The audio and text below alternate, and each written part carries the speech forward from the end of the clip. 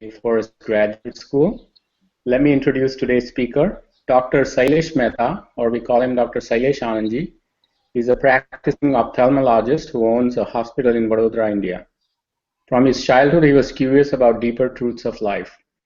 He came in touch with self-realized holistic science, Sri M. Patel, and through his grace, Dr. Mehta attained self-realization in 1977.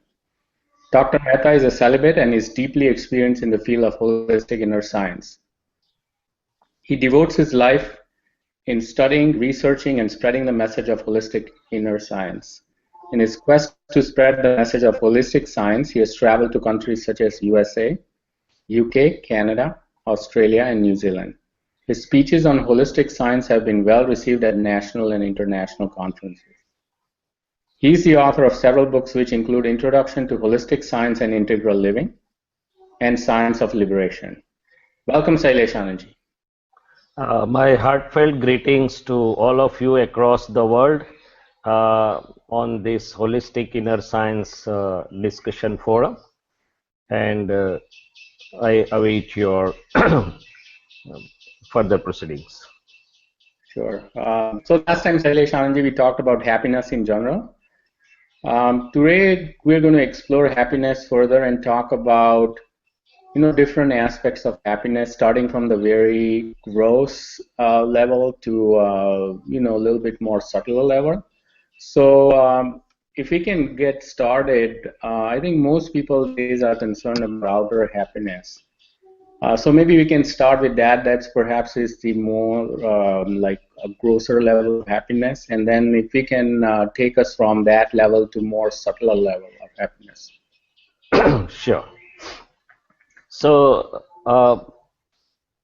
as we see, each one of us, every human being, or why limited to every human being, all living creatures are in search of happiness, and nobody likes unhappiness. That's the eternal fundamental truth. Now, we try to derive happiness from the level our beliefs, our frame of mind, whatever you say, our opinions, they are designed or they have been evolved. So as you are rightly saying, most of the people in the present scenario or in the present world, they are trying to seek or find happiness from the outer resources and at the level of five senses.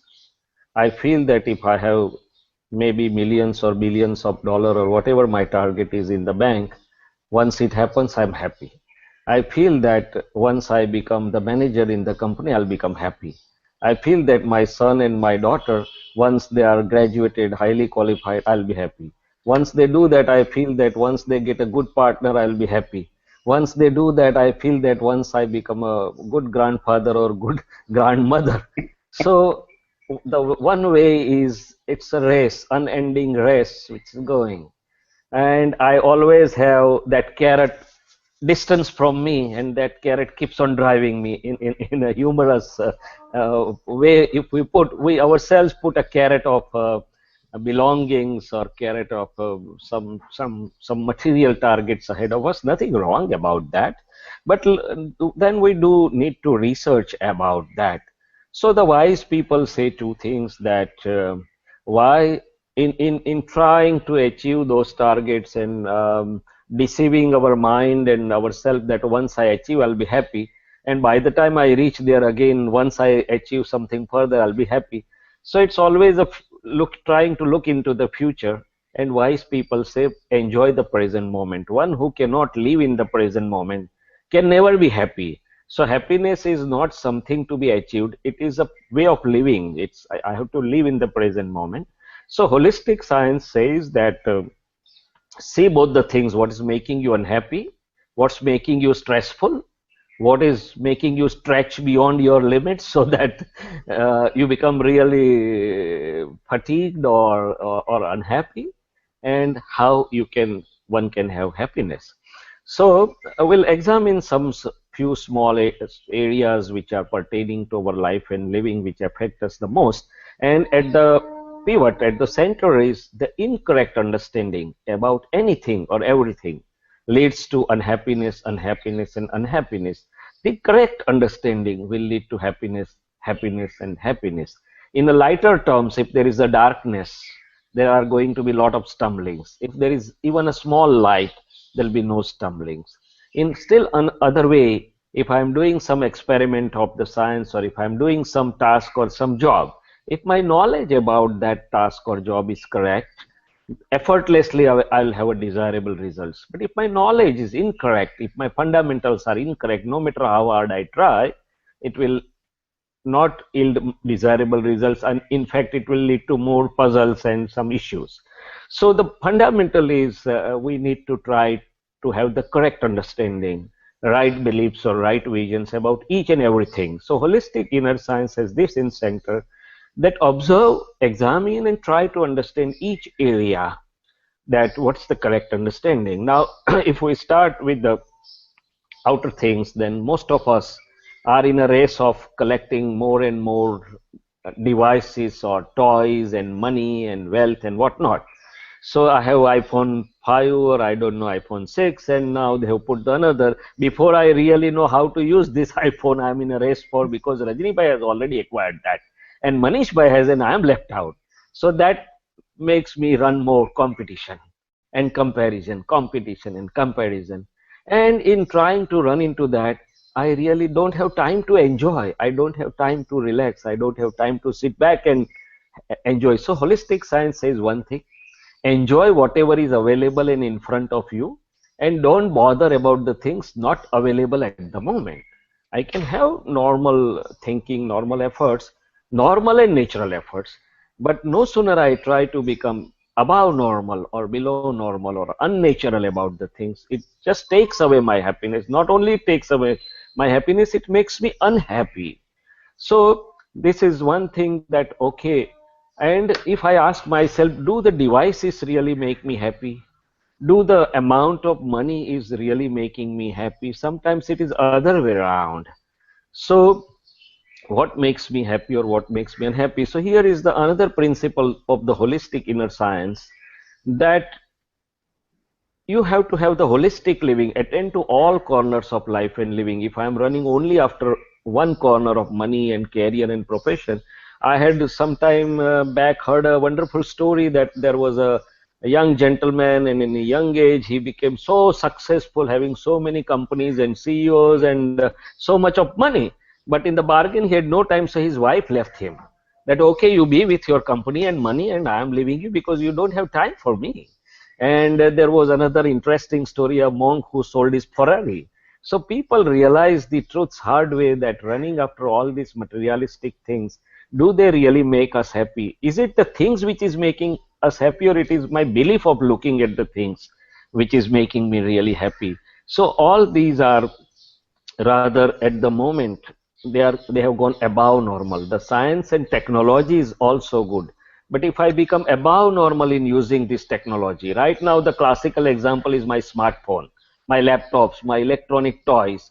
I hardly have a time to talk to my family members one on one, but I am always texting. If they are upstairs, I will text them, okay, come down for dinner. I can't go and, oh, hey, dinner is ready, will you come down? So we have become so mechanical and so gadget bound, that our chit, or our reflective consciousness, has just been boggled out. It's good, technology is good, but everything in normality, once we use judiciously. Even Einstein had said that I fear the day when the technology will surpass the human interactions. We will have a generation of idiots.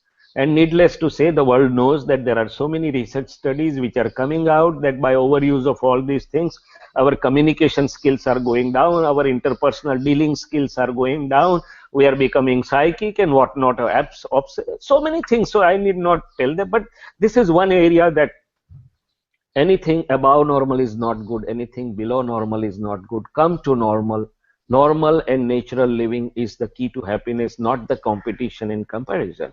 Now, if we move to the third aspect of the story, even in the outer thing, everybody said, Vivekananda said, those who live for others really live the life. Mahavir said, Yoga Upyog Paropkaray. Bible said it is blessed to share rather than to have or consume for oneself. Now, what's the secret? Is it true or is it just a philosophy gone, philosophical words of the past? Do they stand true for the present time? So yes, I found yes, because I realized that okay, to have all these things is always good. But if I'm only looking into within me and trying to find happiness, I'm never getting it, because I'm in a race course, always in a race course, always in a stress that who will surpass me and where will my number be. All the horses run in the race course, only one gets number one, and he is also under tension that when others will surpass me.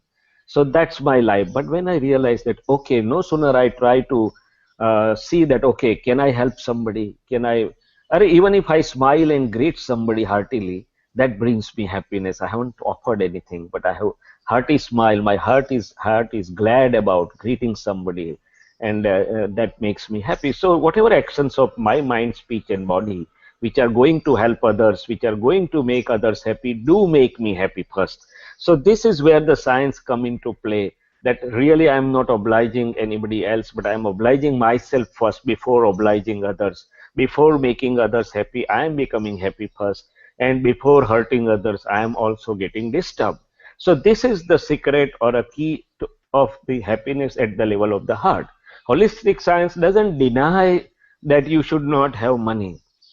Rajini Bai was a very high positioned manager, so he can enjoy the legitimate money the company has given him.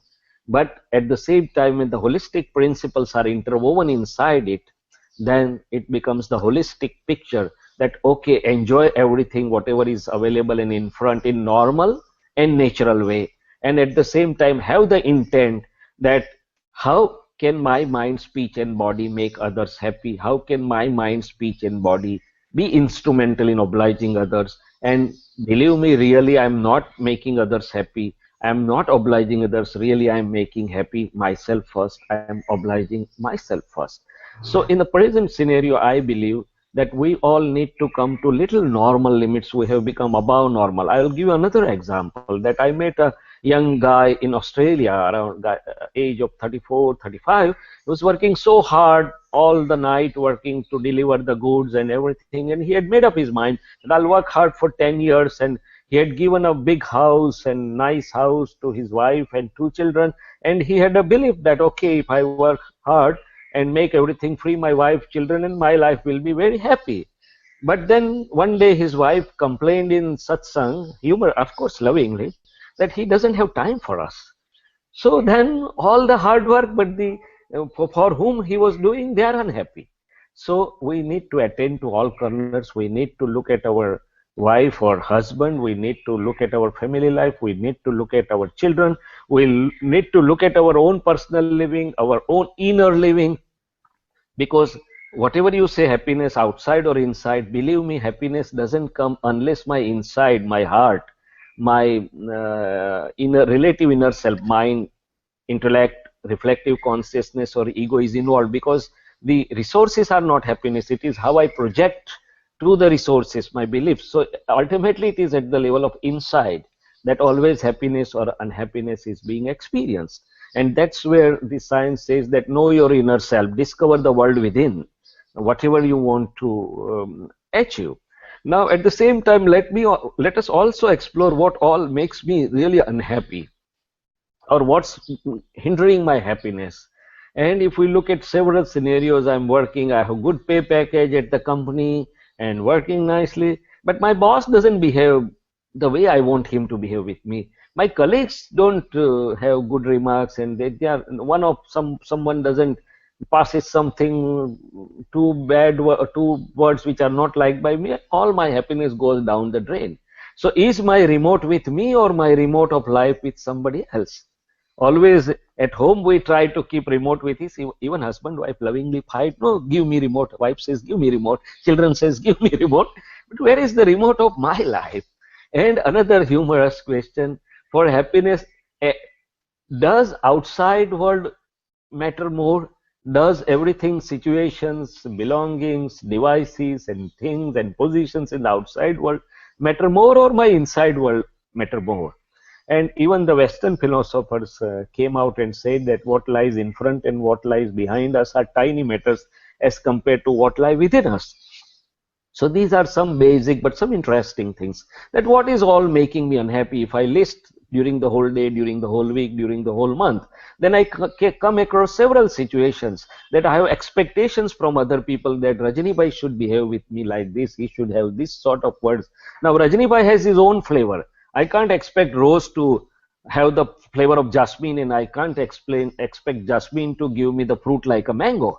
Not realizing some simple truths, I'm expecting the people to have certain kinds of words and certain kind of behavior. Not having that, I become unhappy. I lose my happiness, and that's the very point I'm not real. I have very humorous examples. I'm invited to a beautiful marriage. Suppose Manish bhai, you have invited me at your daughter's marriage. Now you say, Dr. Saab, welcome Swamiji, everything is here, have a nice seat and enjoy yourself. And you have many other people to attend and you become busy. I become unhappy and suffocated that, okay, he is paying more attention to all other people and he's not attending or he's ignoring me and let me run away. Despite everything is there to enjoy, I became unhappy because of my own pride, because of my own ego, because of my own perception, wrong perception that why Manish Bhai is ignoring me, why Manish Bhai is not properly attending me. Similarly, in all walks of life, I need to find out what all is making me unhappy. I bought certain things, I searched everything, tried to find out the best discount available, and I got the thing and I'm happily enjoying my car, and okay, I got 2.5% discount. After a week, Rajni Bhai mine is a smart guy, who finds out the best deals. Oh, Dr. Saab, how much discount you got? Oh, I got 2.5%. And say, but I got 5%. Oh my God, I'm in a loss of 2.5%. The car doesn't give me a happiness, and I'm unhappy because I'm deprived of the 2.5%, which Mahan was fortunate to get. So here my greed comes into play. So if I look inside, it's not the outside world which is making me unhappy. It is my inside world which is making me unhappy. And on the side of unhappiness, I have my pride, I have my greed, I have my so-called beliefs, and I have my whole opinions. If I have a nice opinion about Rajni Bhai, no sooner Mahen Bhai talks of Rajni Bhai, I will become happy. But if I have some adverse opinion about Manish Bhai, no sooner Mahen talks of Manish Bhai, I will become unhappy. Neither Rajni Bhai has done anything, neither Manish Bhai has done anything, but my own opinions are really making me unhappy. So holistic inner science tells you that know your world within, which are all the bugs. You say the viruses or bugs, right? In the software program, there are viruses or bugs. Mm-hmm. And if there are viruses or bugs, no matter what you do, it doesn't work right. So in my life and living, which are the viruses or bugs of incorrect understanding or incorrect belief? So the wise holistic inner science says that have the correct understanding, find out which is the incorrect understanding in all walks of life, from daily living to your inner living and to the ultimate reach or inner living and real self. At all walks of life, at each stage, holistic inner science has tried to give the correct understanding as compared to what we all are living in today's life or living. So there can be many such examples. There is another humorous example of belief if I give you. However, beliefs also affect. The life is nothing but bundle of beliefs and psychological effects arising out of. If the things are according to my beliefs, I will become very happy. If the things are not according to my belief, I will become very unhappy, sometimes mad at the thing. Suppose I'll give you one or two humorous examples. First time we landed in US in '94. Unfortunately, at that time, there were no Google Hangouts and no smartphones yet into vogue. So I was not knowing what's the life in US like. And no sooner we landed in US, and within 1 hour, we were taken to the interactive holistic inner science discourse. And the scene which my five senses saw, see, the things go through five senses inside.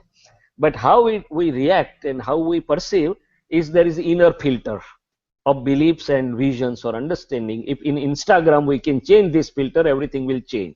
So I saw that even the elderly people were wearing the half pants or shorts, whatever you can say. So my first reaction was, oh my God, even in such holy events, they come with half pants. But then my inner correct understanding came to my rescue immediately. Oh man, that inner good understanding told the disturbing understanding. This is inside talk, myself to myself, my wise self to my unwise self. Are you here to look at outside, or are you here to look at inside and have the wisdom? And immediately the part of incorrect understanding went away, and I could resolve my own self. It is the situation, in the situations, if I cannot give resolving answer to my own real relatives, I'll become so unhappy.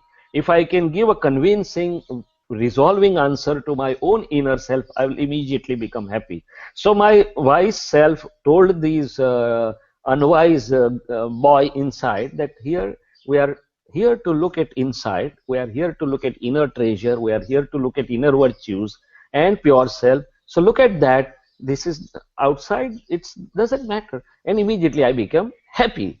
But then another event happened, that I was moving with this pajama and this simple Indian attire which was given to us as a holy attire, and the people were looking at us as if we were crazy and smiling, including my very good friend, as good as my brother, Dr.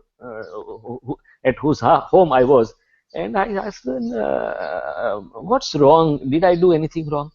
Okay, nobody in US moves with dress outside. It is uncivilian. It is night dress. So I said, oh, I understood. But at least I am fully clad, and nobody in India moves with half pants outside, at least not the ladies. So who is right and who is wrong? Nobody is right, nobody is wrong, both are right. It's a difference of beliefs. So once I become aware that what inside me is really hindering my happiness, I think the matter becomes simple. And then at the third stage, holistic inner science tries to tell us what should be our correct beliefs, what should be our correct projections, our correct intentions, and that my inner state of being with correct understanding, correct intentions, and correct projections, or so to say, the better understanding, better projections, that makes my inside really happy or rich inner living despite the scarcity of resources outside. The holistic inner scientist A.M. Patel used only 4 pair of clothes. Even if he was offered, he didn't take even a 5th pair. He had hardly any time any rupee in the world. He moved across the world, and even the Oxford University people were surprised, and they had put the question that how come this simple man with fewest of the resources and fewest of the things and belongings is so happy, probably the most happiest person over the planet, and making thousands happy? That's where the rich inner living based on a correct holistic inner science understanding comes into picture. And he was a living exemplary. And we can see so many living examples all around that with hardly any physical resources or material resources, they are so happy that they make thousands happy also. So this is, in nutshell, I just drew a broad picture, and we can expound onto that. I gave some simple things that in a modern life where we are running after belongings and in a race and competition and comparison and so-called plastic money or whatever, really I have no time to enjoy. I have no time to sit back and really enjoy. And I can't enjoy whatever is available with me while running for the carrot which is lying distant at me. And then we looked at that real crux is decide to make others happy through your mind, speech, and body. Decide to oblige others, and you will become happy first. You will open the happiness shop, and at the same time, other features above normal is fever, below normal is fever. Normality is the essence of life. You need to look to all corners of life and living. Life should be holistic, overall, and balanced living. As I said, we have become imbalanced in a corner of profession, we have become imbalanced in a corner of using the technological tools. And then as I go inside within me, the focus comes onto my inner self, my understanding, my beliefs, my opinions, my anger, greed, pride, deceit, which are my inner enemies or inner weaknesses, so to say. And then ultimately I know what's the should be the correct aim, correct goal, correct understanding, which can lead me to reach inner happiness. and ultimately when I can aim to know the permanent or perpetual self and permanent happiness. In this world of fleeting or the temporary or a changing happiness, I can always aspire to have the independent, perpetual or a permanent happiness by knowing what is independent, permanent, eternal or perpetual within me, within the ever-changing world. So now we can move on to questions. I hope this is a broad guideline which we can. This was a nice overview of happiness. So I have a follow-up question. You mentioned that we should live in the present moment. So how do you balance that with planning for future? So how does that balance come into play in daily living? Yeah, that's a very good question. That there is always a planning for future, or our mind and our intellect always tries to organize. In the morning, you try to organize how you will pass your day. In a day before or a week before, we have to organize that what are we going to do in the business or profession or our work in a coming week or in a coming 6 months or in a coming year or whatever. Yes, that is. Somebody has to mute the mic. The echo is coming back. So that's correct. So my mind, sorry, still there is echo, Manish. Yeah. So that's correct. See, I'm not going into the details of the functioning of our whole relative inner self. The whole human life is a unique science and unique ongoing experiment, and living as I am is an experimenter. We'll go into that detail at some later date.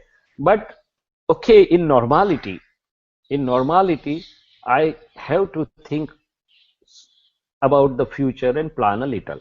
But when it becomes abnormal, when I know when it has become abnormal, when my mind goes onto a churning mode, it goes onto a topsy-turvy mode, it goes into so much of engrossment or involvement that there is a dish in front of me, my wife or my mother or my sister has prepared a nice dish, I'm on a dining table, but my mind is in the office, my mind is in the project after 1 week. So that's the moment where I should stop that, no, this is becoming above normal.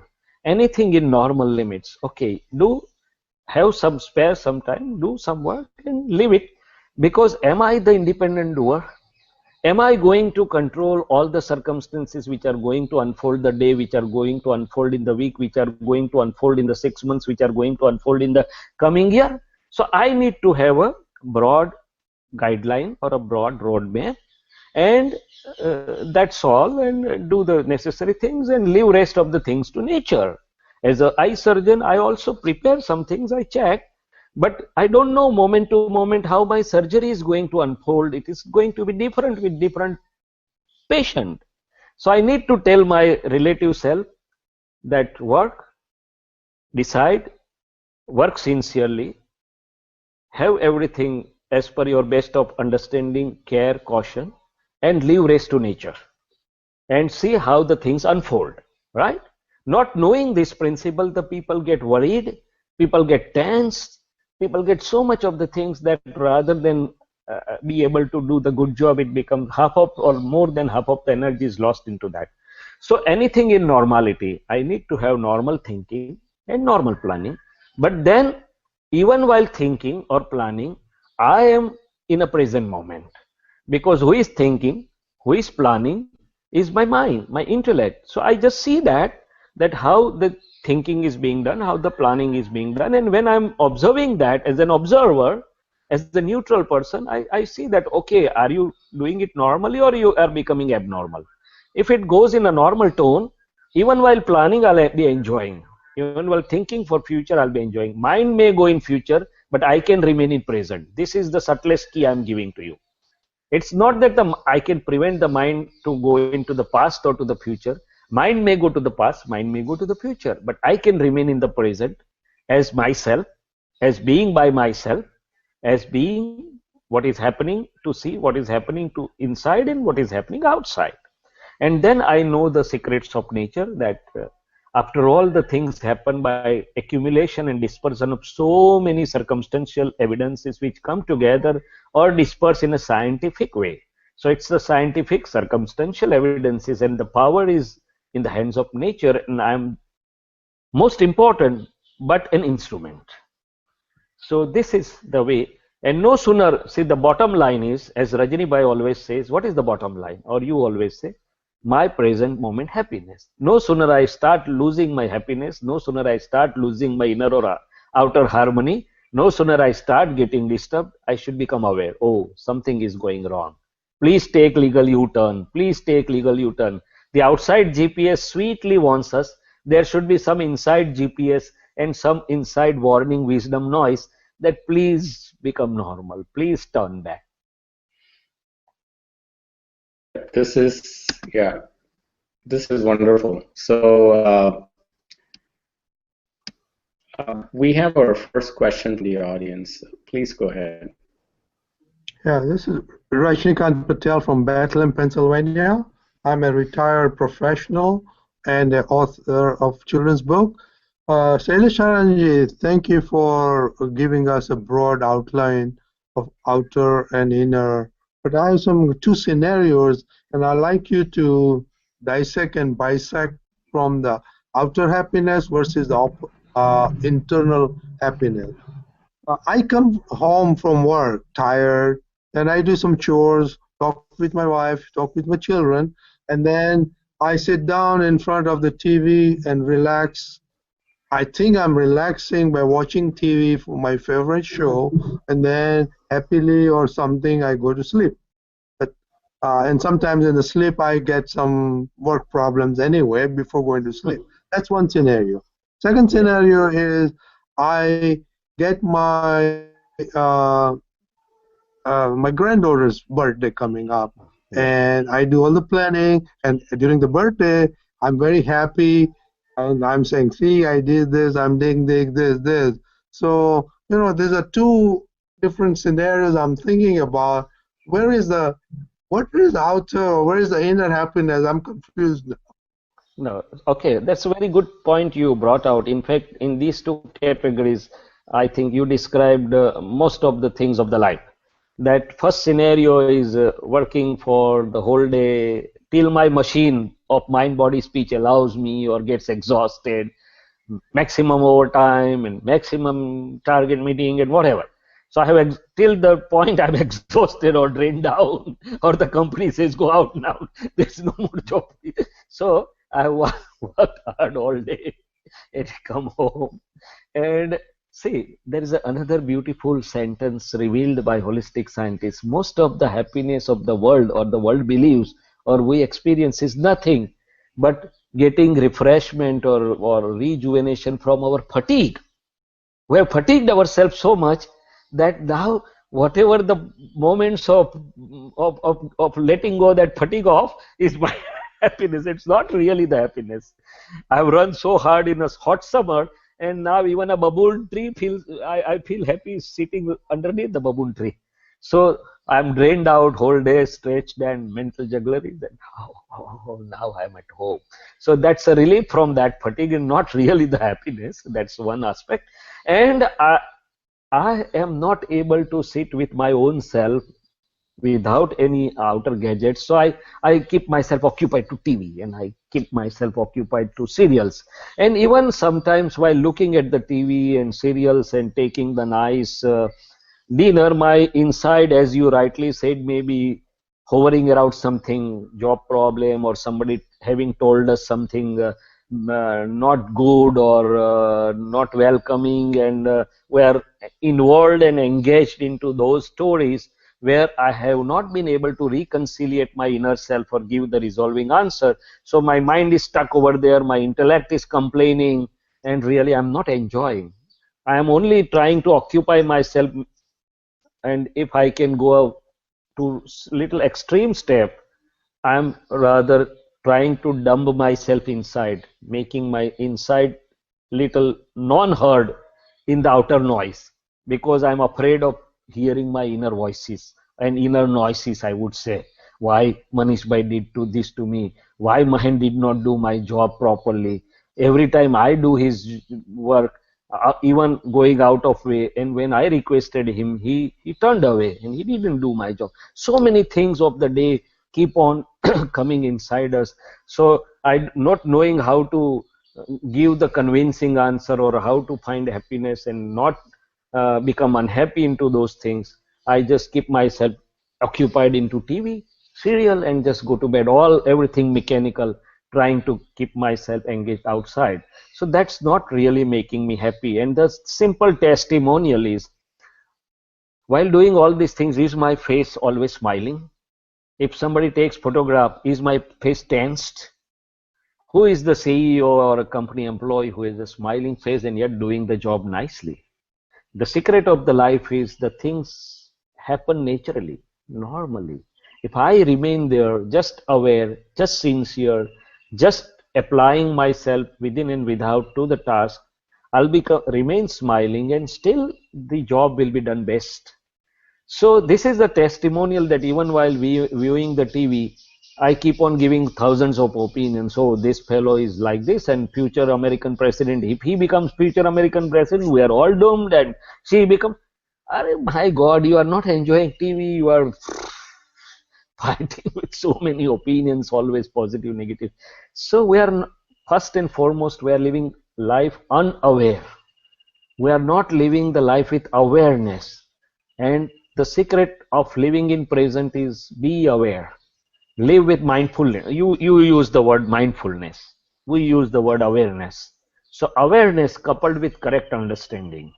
Only awareness is also not enough. I'm aware, but where am I aware? I'm aware to find your faults.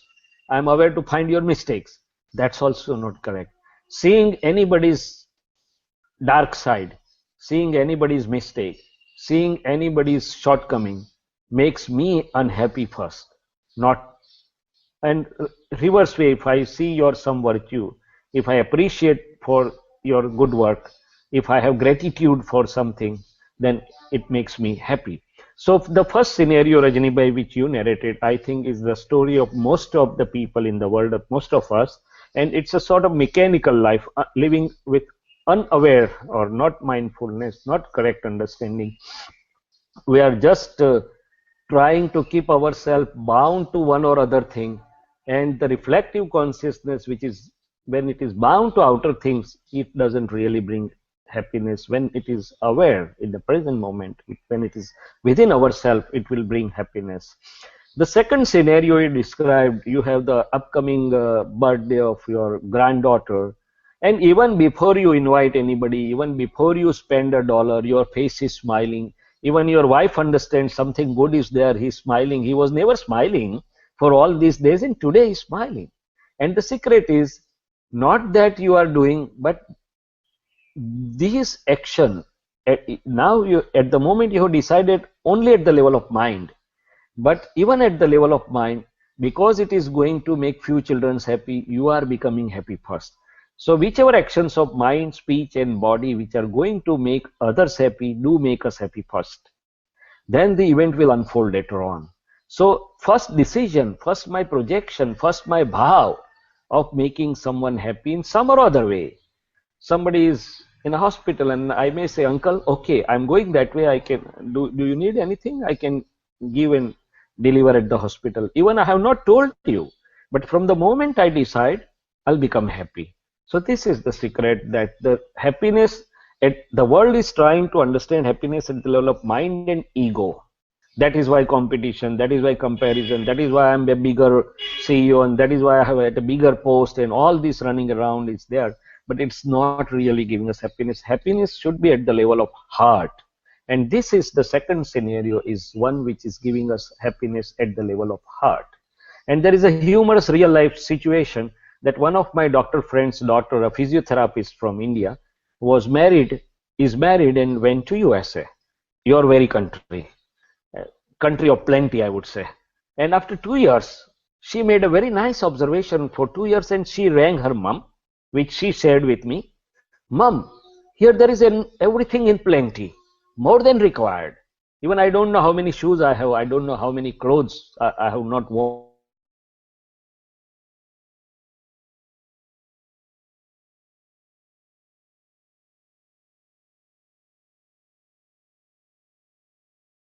That's the point we should become aware. What's going wrong? So this second scenario where I'm trying to help somebody, where I'm trying to offer someone happiness, even by a smiling face, even by a warm greeting, even by a hearty gesture, then it makes my heart full first. Let people love or not love me. If I have love for all the people, and love means without condition and without expectation, my heart will always remain full. So this is the difference and contrast between Eastern wisdom and Western tradition.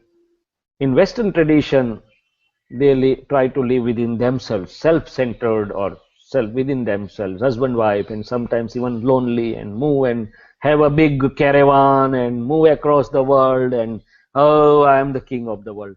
But they feel lonely and they need a puppy to give the company. Whereas in here we feel that interconnected living is the key of happiness, because we are parasparanu jivanam.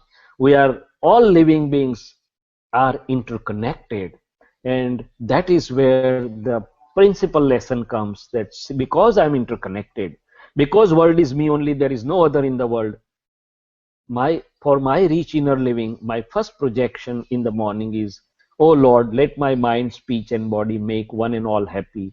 Let my mind, speech and body oblige others, and let my mind, speech and body not hurt any living being. This is the first step for my rich inner living. People have reactionary behavior. I am trying to be friendly with Rajni Bhai. He is not reciprocating. Leave him alone. Damn with his world. I have many other people, and I have also my own world. The enlightened ones go one step ahead. Even if Rajni Bhai loves me or don't love me, even if Rajni Bhai reciprocates my friendship or other way, if my heart is full of friendship, my heart is full of love, it is me who is the first beneficiary, irrespective of what others are giving to me. So their behavior is not reactionary behavior, not a so-called traditional reciprocating behavior, but that's the behavior inside and outside at all levels, which is guided by the correct understanding light, guided by the correct truths of my human life experiment.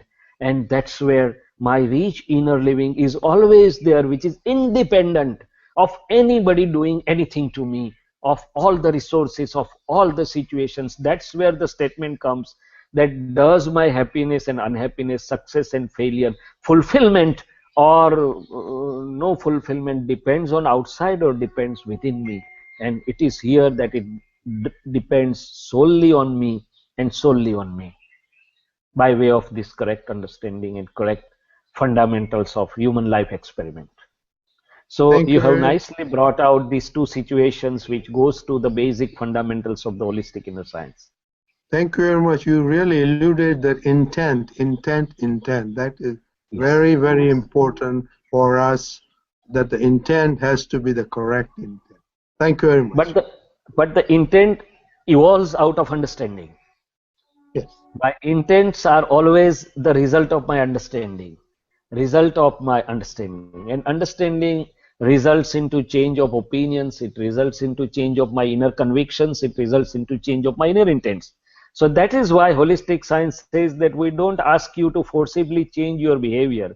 We don't ask you, neither it is in your hand to change and struggle to change the outside situation. You can have normal and natural efforts, but change the world within.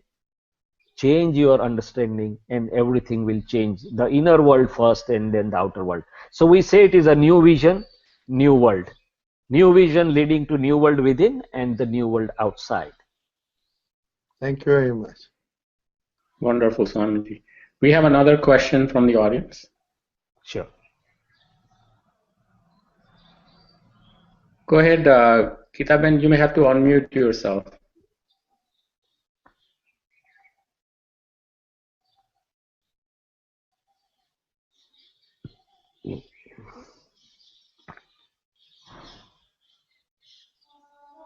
Please unmute yourself, Geeta-ben.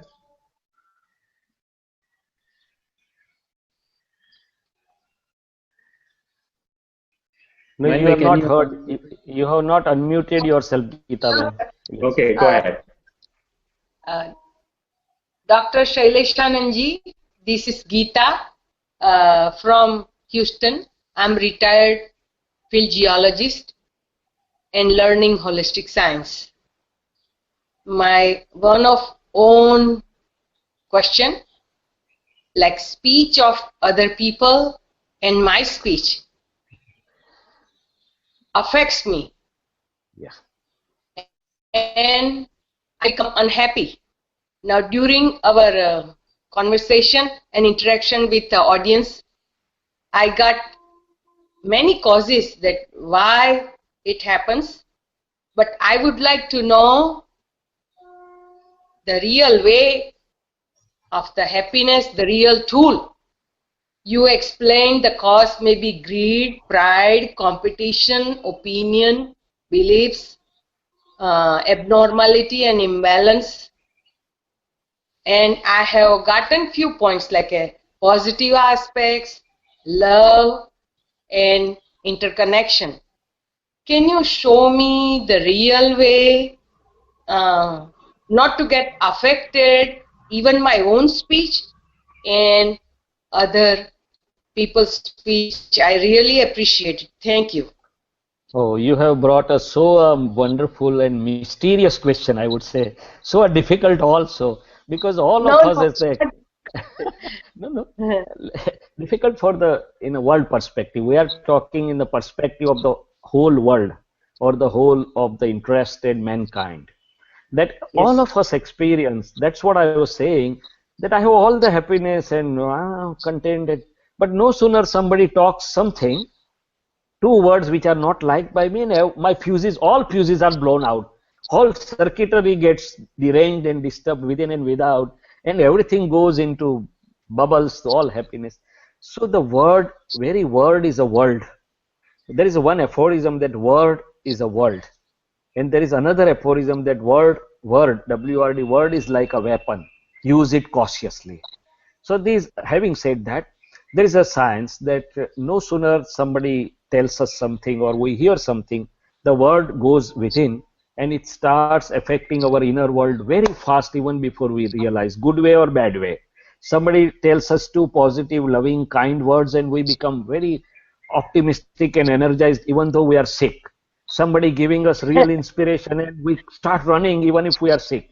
And somebody telling us two criticizing and condemning words and we fall from heaven to the hell. So that's our that's experience of all of us. So this science is worthwhile knowing and being explored. How, and there is no wire joint. I just wonder that there is without any wire. How come there is a shock of more than 440 volts? There is no wire between Geeta Ben and me, and yet I'm shocked. So that's very interesting aspect.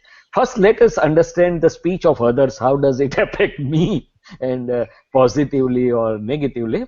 And before really going to dissect or expound onto that, let me bring in another important aspect that throughout the day and throughout the life and living, whatever is positive, outside and inside, ultimately perceived within us, does give us the positive energy, does make my aura body positive, does make my functional MRI picture positive, and it can also cure the diseases. The positive has the strength even to cure the existing diseases. And I'm not going into detail, but the normal cousin was the first person probably recorded maybe 2 centuries back, when he was told by the doctors that sorry, now nothing can be done for you, go home and do whatever you like. And he decided, okay, now I will heal myself. And with a positive attitude, he healed himself. Not only he healed himself, but he moved across the world to various medical conferences to demonstrate that, look, doctors, this is the power of positivity which can even cure the diseases. And on the other hand, whatever is negatively affecting us or whatever we are perceiving and allowing negativity will lead to dis-eases, dis-and-eases. So having said that, now I come to this again, your question proper, that somebody telling me some good words and somebody telling me some bad words, and it's always going to happen. So the things go inside and it starts affecting me. Here again there is same story of the self which is getting disturbed and the wise self which is trying to reconciliate that disturbed self within me. There is always a talk of a good wisdom versus an incorrect understanding. And the good wisdom says, oh gentleman, it is his belief, his perception, and he has told you. Now here, how to perceive it? So we perceive it negatively. His negative energy we absorb within ourselves, and our energy and mood and everything becomes negative. The enlightened ones look at it differently. They are thankful to the people. They say, okay, let me invite Manish Bhai for the tea because today he has given me 2 bad words and he has really obliged me. How come with bad words he has obliged me? Because that gives me the opportunity to introspect myself, to improve myself. And when I take that with understanding, with his laundry, his washing machine, and his detergent, he has cleaned up my ego. He has cleaned up, normalized my ego, and he has given his energy to me. So when I change my perspective and make it correct understanding, the people who are giving me challenges by saying criticizing words, by insulting, by condemning, they are really obliging me because they are really giving me opportunity to improve. They are washing my ego, making me a better person, making me a more mature person. And when I can take it with correct understanding, that negative energy which they have thrown to me or they have intended to throw to me becomes fully positive within me. So a positive vision is not a hypothetical, imaginary or illusionary thing. It's a correct understanding. No sooner I go on understanding my life, living as an experiment correctly, there is no thing in the world which can lead me to inner loss. Everything will turn to a positive or a profitable thing. The holistic inner science says that favorable is food and unfavorable is vitamin. And you in US definitely have lot many vitamins on yourself. So somebody telling us some challenging words is really a good vitamin for us, being taken it in proper perspective. Second thing, I'll ask myself, is he in command or control of speaking such words? He or No. she also may be regretting. It's a sort of vomit being coming out. And can we blame a patient who has a vomit coming out? At the most, we can say go to wash basin and vomit there. Don't vomit in the drawing room or a dining room. That's all. So the person who is speaking, and unhappy person will have a bitter words. Happy person will not have any time bitter words. He will have an inspiring, loving, kind, encouraging words.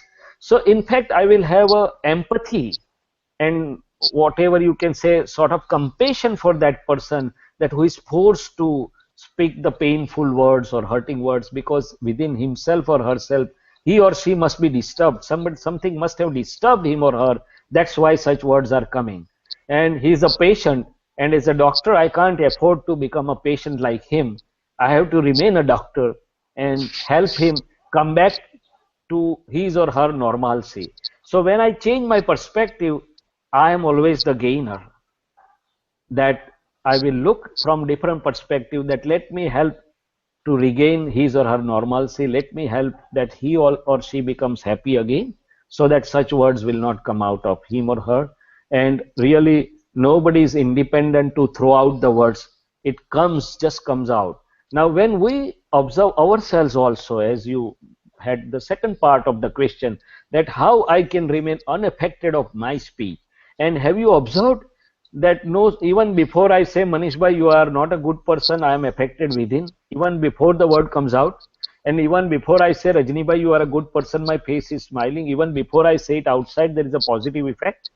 So each word, there is inner speech and outer speech. Even before it comes out, it has inner echo, it has inner effect, it has inner reflection, which is affecting me. So again, the awareness and observation. I need to become observant within myself. I need to become aware what is going on within myself, and that will guide which type of words or which way the thing should be put. So far I was directly criticizing, so far I was directly condemning, not attending that it is hurting me also and it is hurting others also. Now I change my way. I do talk, I do attend that situation. We cannot ignore the situation or dealings. But now I change my way of dealing with the situation, that okay, let me put the things in such a perspective that it will not hurt me first and it will not hurt others. So let me have my speech which is not hurting to others, which is not a speech of rivalry or a biting speech. And the speech should be concise, it should be beneficial to others, it should be loving, it should be loved by others, and it should be truthful. So with this little change of my understanding inside, everything will change for me. And so still, if out of force, even if I didn't want it and something comes out of me, which is not liked by me also, which has disturbed me, hurt me, I understand two things. It's not in my total command or control because I didn't want it. I tried to stop it, but still it came out. So let me have a rectification or a cleansing action.